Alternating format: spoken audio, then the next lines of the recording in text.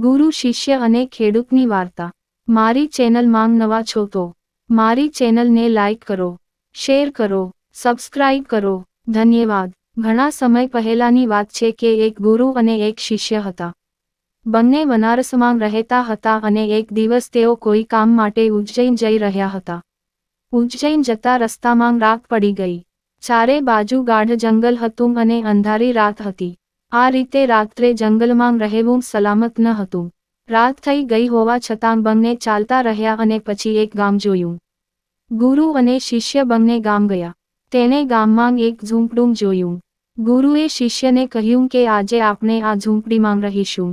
ગુરુ અને શિષ્ય બંને ઝૂંપડીમાં ગયા અને ઝૂંપડીનો દરવાજો ખટખટાવ્યો। ઝૂંપડીમાંથી એક ગરીબ માણસ બહાર આવ્યો અને ગુરુજીએ પેલા માણસને કહ્યું, અમે બંને દૂરથી આવી રહ્યા છીએ અને મોડી રાત થઈ ગઈ છે।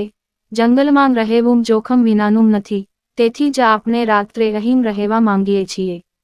અવતરણ ચિહ્ન। તે અંગત રીતે ચોક્કસપણે ગરીબ હતો પરંતુ હૃદયમાં ખૂબ જ ઉમદા વ્યક્તિ હતો।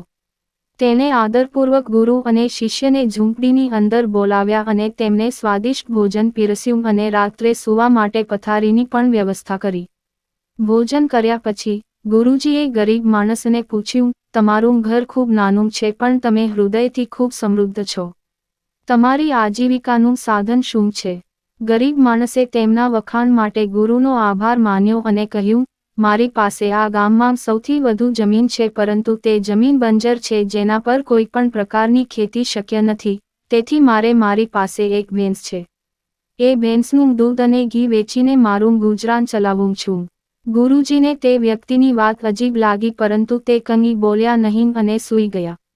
મોડી રાત્રે ગુરુ ઉઠ્યા અને તેમના શિષ્યને ત્યાંથી જવાનું કહ્યું।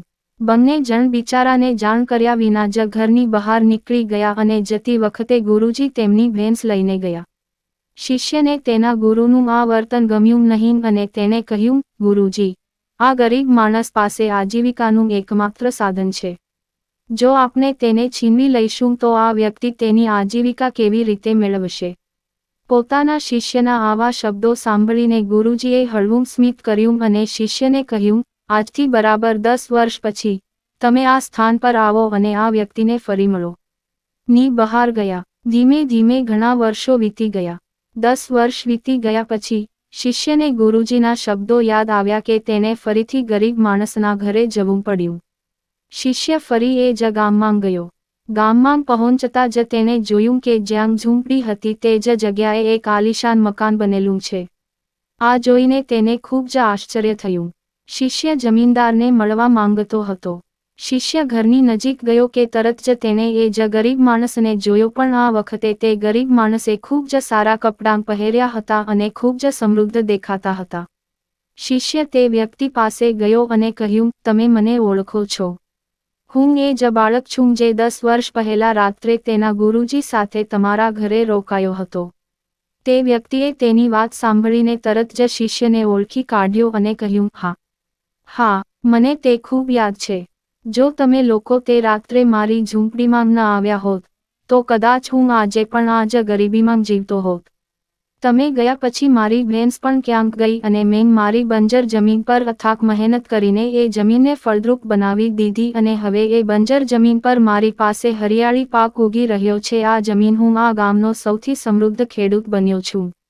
શિષ્યને હવે સમજાયું કે ગુરુજી તે રાત્રે તે માણસની ભેંસ કેમ લઈ ગયા। શિષ્યને હવે તેના શિક્ષક માટે પહેલા કરતાં અનેક ગણું વધુ માન હતું। બોધ। ગુરુ અને શિષ્યની આ વાર્તા આપણને શીખવે છે કે ગુરુ દ્વારા લેવામાં આવેલા નિર્ણયો ભલે કઠોર લાગે પરંતુ તે લોકોના કલ્યાણ માટે જ લેવામાં આવે છે। પૂરી વાર્તા સાંભળવા માટે ધન્યવાદ।